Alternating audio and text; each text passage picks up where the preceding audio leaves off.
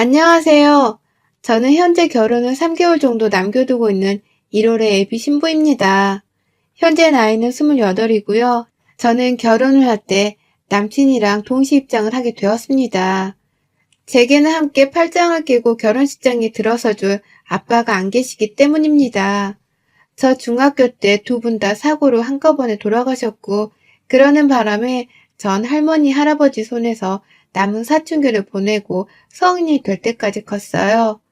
갑작스러운 부모님과의 이별을 받아들이느라고 정신적으로 많이 힘들고, 그래서 공부를 손에 놓고서 한동안 방황을 하며 보낸 시절도 분명 있었어요. 하지만 저희 부모님만큼이나 저를 불쌍히 여기고서는 친자식처럼 키워주려고 하신 할머니, 할아버지 덕분에 부족함 없이 자랄 수 있었습니다. 제게는 부모의 빈자리가 느껴지지 않는다고 생각될 정도로 정말 지극정성으로 저를 키워주셨고, 제게는 친아버지, 그리고 친어머니나 다름이 없는 두 분이셨어요. 제게는 정말 감사한 분들이시고, 또 평생 갚지 못할 은혜를 입게 만든 분들이셨죠. 하지만 저 대학 졸업하던 그 해에 할머니가 돌아가셨고, 얼마 전 한참 결혼을 하겠다고 할아버지한테 남자친구를 소개시켜주고 신나게 서로를 알아가던 그쯤 할아버지가 갑작스럽게 돌아가셨습니다.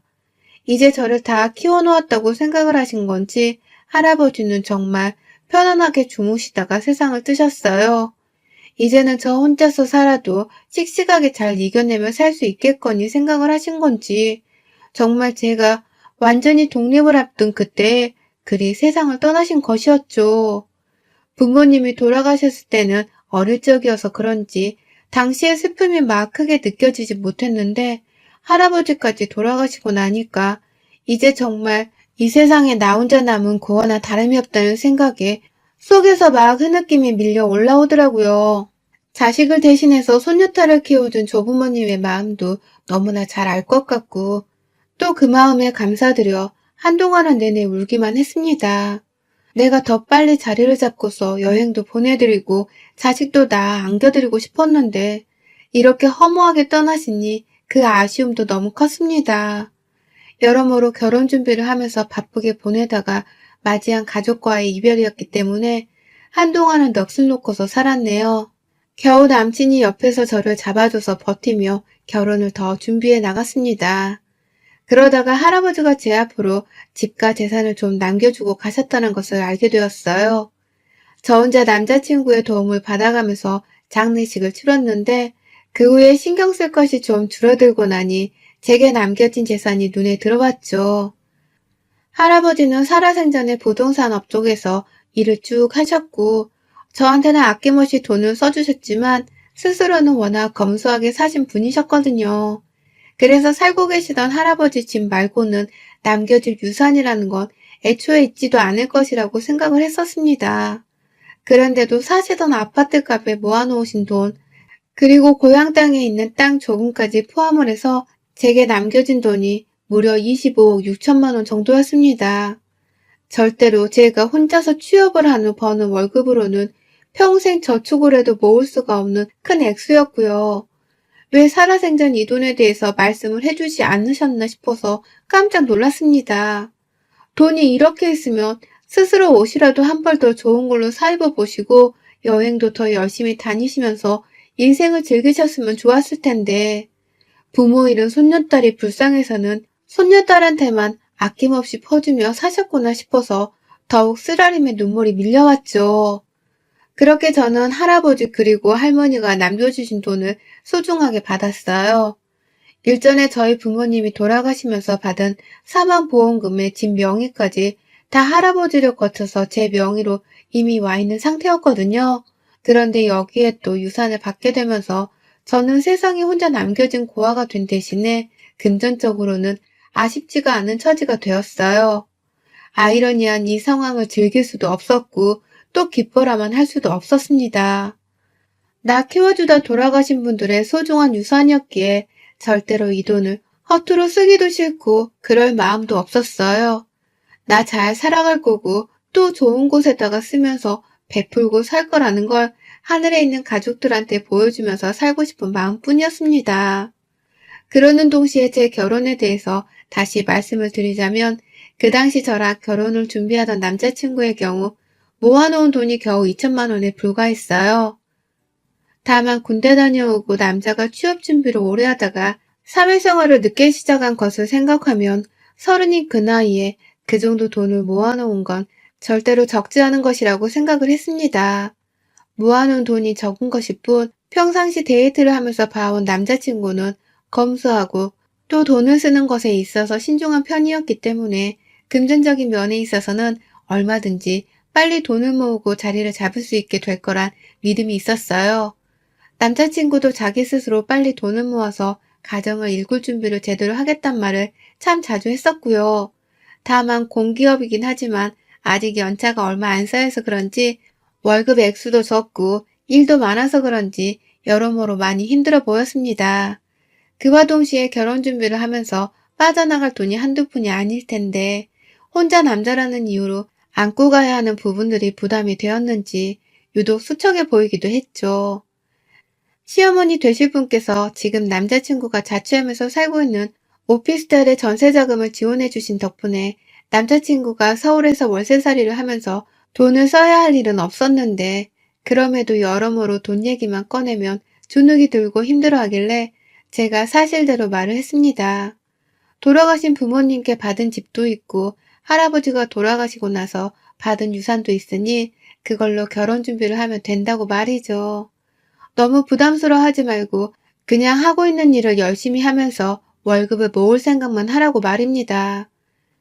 신혼집은 돌아가신 부모님이나 할아버지 집에 차려도 좋지만 돌아가신 분들의 집에 차리는 게 안 좋아 보일 수도 있으니 그 집을 팔고 새로운 집을 구해서 살면 되는 거라며 남친에게도 여러 차례 일러두었고요. 그러자 남친도 무척 반가워하더라고요. 집 문제가 가장 큰 고민이어서 살고 있는 오피스텔의 전세 자금을 빼고 대출을 왕창 받아서 자가를 살지 아니면 그냥 계속 전세를 살면서 추후에 이사를 해야 할지를 계속 생각하던 중이었는데 제가 해결책을 제시해 줬다면서 좋아라 했어요. 다만 그게 저 고아가 되는 대신에 받은 돈이라는 것을 남친도 잘 알고 있었는지 더 이상 팔불출 같은 소리는 하지 않은 채 오히려 저희 가족들에게 감사하단 말을 같이 해줬네요. 참, 제 남편이 될 사람이지만 누가 봐도 사람이 괜찮고 또 마음이 따뜻한 남자였습니다. 그러니 저도 그런 남친이 고마워서라도 더욱 저 혼자서 결혼에 필요한 경제적인 부담은 안고 가려고 했죠. 저한테는 그럴 돈이 있었으니까요. 그렇게 집은 해결이 되었고 이제 제가 혼수를 하고 식장을 보면서 척척 준비를 더 하면 되는 것이었어요. 그런데 바로 그 다음날 애비 시어머니께서 저를 집으로 초대하셨어요.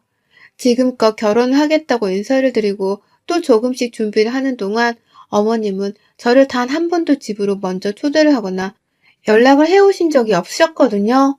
오히려 저를 고아라 미워하고 며느리로 받기를 싫어하는 분이셨죠. 저를 미워하고 싫어한다는 티를 직접적으로 낸 적은 없었지만 제가 워낙 어릴 적부터 부모님을 잃고 할아버지 집으로 들어가 살게 되면서 보고 배운 자연스러운 눈치라는 게 있어서 제 눈에는 다 티가 났답니다. 내가 딱 봐도 부모가 없다는 것에서 이미 마음에 안 들었는데 연애를 하는 도중에 할아버지까지 돌아가셔서 남친이 저를 도와 장례식장에서 상을 치를 때 어머님은 주변 사람들이 다 떠나가는가 보구나. 팔자도 참 기구하다 너. 라는 말씀을 하셨어요. 그리고 그 눈빛에는 자기 아들도 곧 이렇게 죽게 만들지 않을까 하는 두려움이 서려 있었죠. 저도 그 눈빛을 너무 적나라히 잊는 바람에 어머니와 저는 눈을 마주볼 수 없었고요. 저에 대해서 그런 마음을 충분히 가질만도 싶었던 나머지 어느 누구에게도 힘들다는 하소연을 해보지 못했습니다. 나 같아도 멀쩡한 아들이 부모 잃고 하나 남은 가족까지 잃은 여자애랑 결혼을 하겠다고 데려온다면 한 번쯤은 그러지 말라고 뜯어 말릴 것 같았거든요. 그러니 최대한 애비 시부모님이 나를 더 미워하시게 만드는 일만 없게 하자는 마음으로 가만히만 있으려 했어요. 그러다가 남친을 위해서 제가 직접 받은 유산도 결혼자금에 써보려 했고 남친이 좋아라 하는 만큼 저는 어머니도 좋아해 줄 거라는 기대를 했습니다. 그냥 적어도 제가 꽁으로 자신의 아들에게 시집을 가려 하는 건 아니라는 걸 보이고 싶었어요. 저도 고아이고 부족한 것이 너무 많지만 열심히 살아서 좋은 대학 나오고 좋은 직장에 들어갔고 또 그래서 좋은 남친 만나서 제게로 귀하게 장가오게 하겠다는 마음이 컸습니다. 그런데 예비 시어머니의 부름에 달려간 예비시댁에서 저는 너무나 혼란스러운 나머지 말 한마디도 자꾸만 갈팡질팡을 하며 겨우 정신줄을 붙잡고서야 나올 수 있었습니다. 상상지도 못했던 일들이 그 안에서 펼쳐졌거든요. 어머님이 저한테 너무 잘해주시는 거예요. 제가 집안에 들어가는 순간부터 저한테서 가방을 받아주질 않나 선물이라면서 사간 디저트 세트를 이거 뭐 이런 것까지 라고 하면서 임금님이 하사하신 선물인 것 마냥 귀하게 받아들이질 않나. 여러모로 제가 알던 어머님의 모습과는 많이 달라 보였습니다. 일전에 집으로 인사를 드리러 왔을 때에는 제가 들어와도 본체먼지 하면서 부엌에 가서야 제가 어머님과 눈을 맞추고 인사를 할 수 있었거든요. 그게 저희의 첫 만남이었음에도 불구하고 어머님은 손님 대접을 해주며 현관까지 나와주지도 않았어요. 당시 제가 과일 바구니를 사갔었는데도 과일은 물러지면 날파리만 날라드는데 뭘 이런 걸 사오냐면서 괜한 핀잔을 주기도 하셨던 분이셨죠. 그 정도로 저한테는 살가운 모습보다는 냉정하고 또 귀찮아하는 모습을 더 많이 보이던 분이셨는데요. 그런 어머님이 결혼을 앞둔 저한테 이제서야 집에 오라고 반갑게 초대를 해준 것도 모자라 제가 사가져간 선물에 너무나 황송하다는 듯이 반응을 해주니 저는 당혹스러웠습니다. 왜 이러나 싶어서 눈치를 보다가 거실 안으로 들어가니 세상에 상다리가 부러질 정도로 진수성찬을 차려놓으셨는지요. 너 먹이려고 내가 전날부터 장 봐놓고 오늘 하루 종일 준비한 거다. 라고 하시면서 가득 차려진 상 앞에 빨리 앉기부터 하라면서 저를 데려다 앉히는데 진짜 이게 뭔 일인가 싶더라고요. 너무 이상할 정도로 그리고 그 속이 다 티가 날 정도로 저한테 인위적으로 잘해주시기 시작하셨어요. 그 바람에 저는 단숨에 눈치를 챘죠. 어머님이 남친으로부터 저의 유산에 대해서 전해들었고 그래서 돈 때문에 나를 다시 보고서는 내게 일이 잘해주는 것이라는 걸 말입니다. 그러니 전 속으로 이런 어머님을 얼마나 치사하다 여겼는지 몰라요. 사람은 변한 게 없는데 겨우 가진 돈 때문에 나를 일이 다르게 대할 수 있는 것인가 싶어서 말이죠. 그 후로도 어머님은 저를 참 자주도 불러주셨습니다. 저희가 결혼 준비를 하느라 퇴근하고서도 여기저기 돌아다니며 예약 잡고 상의하고 하느라 늘 바쁜 일상을 보내던 중이었는데요. 처음에는 남친한테 전화를 해서는 옆에 제가 있으면 집으로 빨리 데려와서 밥이라도 먹이고 보내라며 부르더니만 언젠가부터는 저한테 직접 전화를 또 해서는 집에 오라며 며느라 라고 미리 호칭부터 부르기 시작하셨어요. 참 볼 때마다 너무 인위적으로 저한테 잘해주는 게 티가 났는데요. 저도 참 부모 없고 가족 없이 살게 되어 마음이 외로워진 건지 그런 가식적인 어머님의 지극정성 모습을 봐도 그저 고맙다고 넙죽 받기만 했습니다. 나한테 또 이리 잘해주실 어머님이란 존재가 어디 있을까 싶어서 그냥 그 목적이 돈 때문이더라도 사랑만큼은 넙죽 받고 싶었어요. 그래서 어머님이 옆집 이웃들이나 자기 친구들 얘기를 꺼내며 걔는 엊그제 만났더니만 온몸에 명품을 휘감고 나왔더라. 집에 며느리가 하나씩 사준 걸 가지고 나왔다던데 얼마나 부러워 보이던지. 사람이 나이가 드니까 명품 하나 정도는 있어야 사람답고 또 있어 보이더라고. 라는 뻔한 얘기를 자꾸만 할 때에도 저는 모른 척 그냥 명품 가방을 실제로 사드렸어요. 그렇게 비싼 건 당연히 아니었고 그냥 하나 사드리면 더 이상 명품 얘기를 하면서 다른 집 며느리랑 저를 그만 비교하실 것 같아서 입막음용으로 사드린 것이었습니다. 하도 명품 거리시길래 설마 그러고 나서 또 가방 얘기를 꺼내시진 않을 거라 생각을 한 거죠. 하지만 어머님은 그 후로도 저를 집에 불러내서 밥을 들면서 꼭 한 번씩은 누구는 뭘 샀다 혹은 누구는 어딜 여행으로 다녀왔다더라 라는 식의 남과의 비교를 해대셨습니다. 그리고는 꼭 저한테 그걸 다 해달라는 식으로 지그시 쳐다보면서 말씀을 하셨죠. 나도 그런 거 좋아하는데 라고 말이죠. 듣다 환장할 지경이었고요.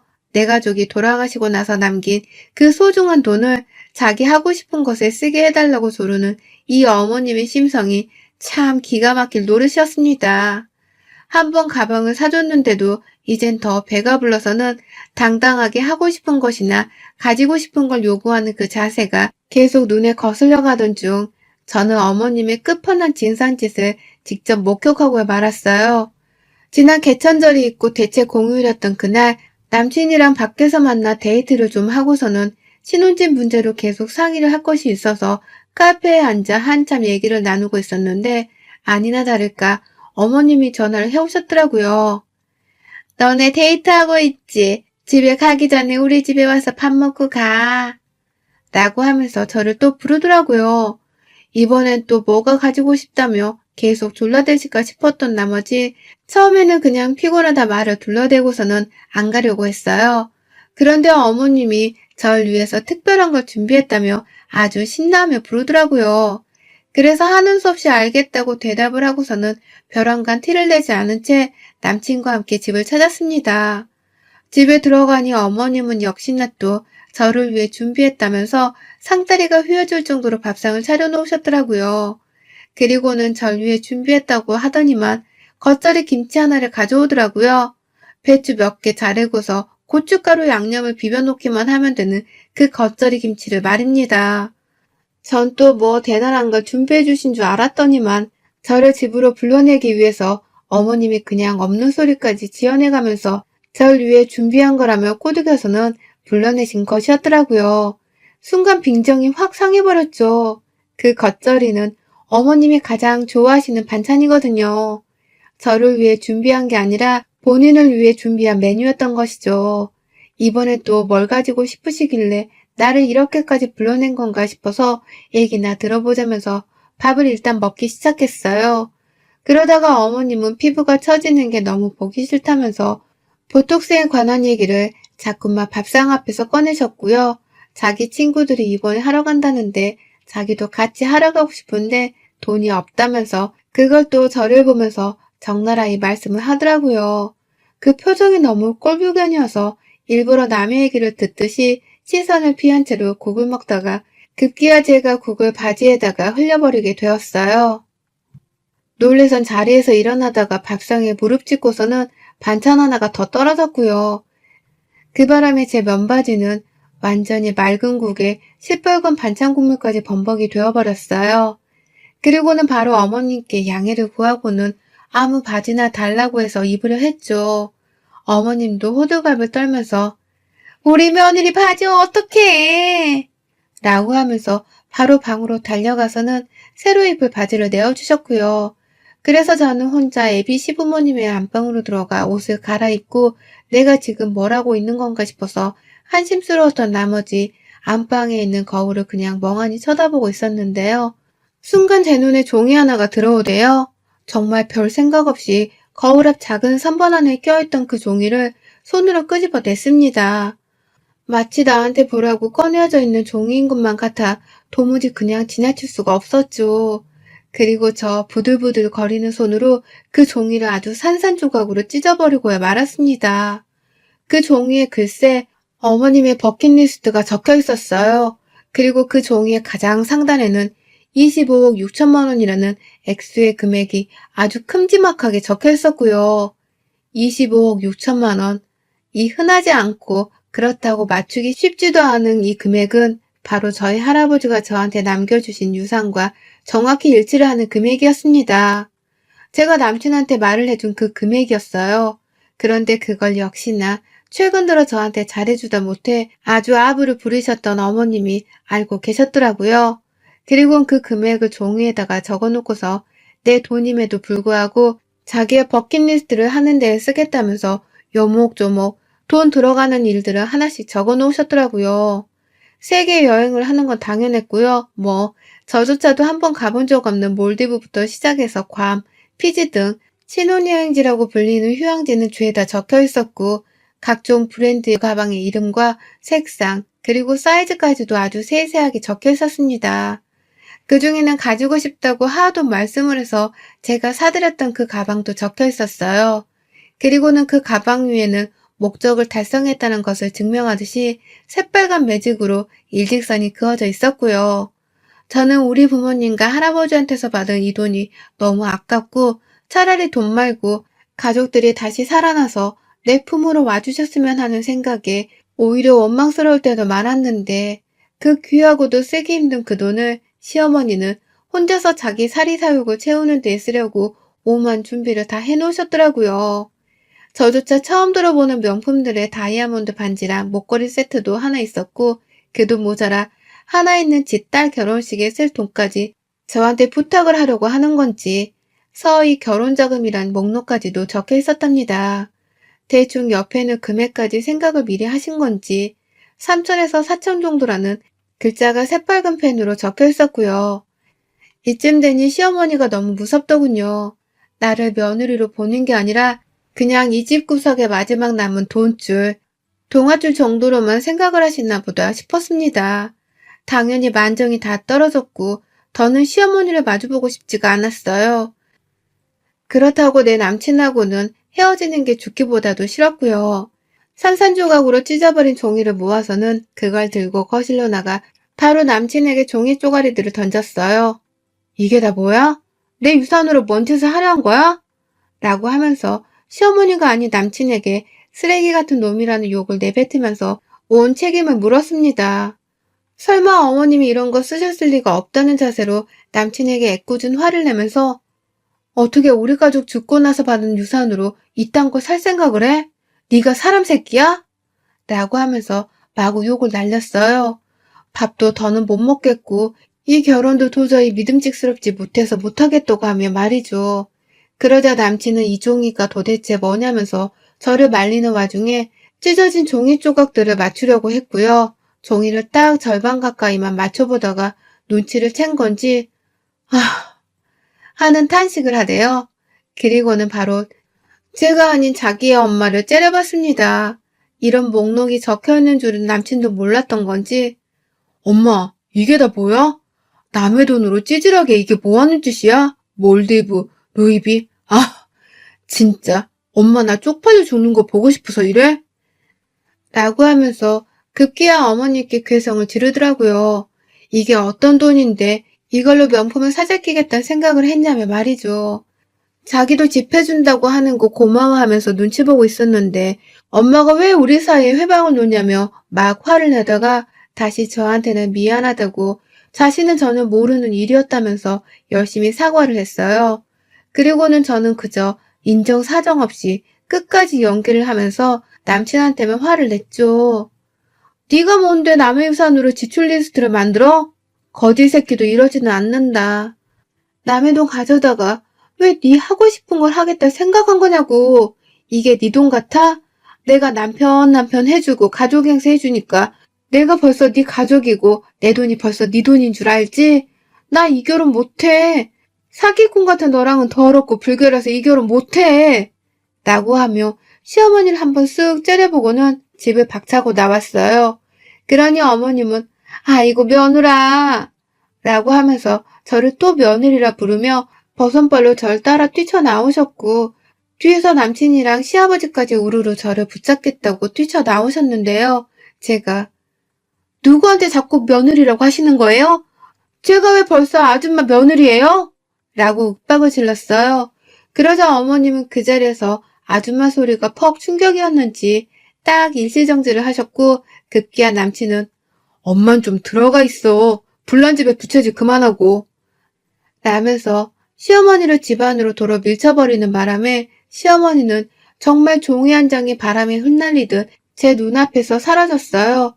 그리고 남친은 울면서 저를 내내 따라왔고 자기는 몰랐는데 엄마가 그런 생각을 한 것에 대해서는 미안하다며 다시는 제 돈에 그딴 흑심을 품지 않게 만들겠다며 애원을 하더라고요. 이렇게 애원을 하니까 한 번만 용서를 해주라면서 말이죠.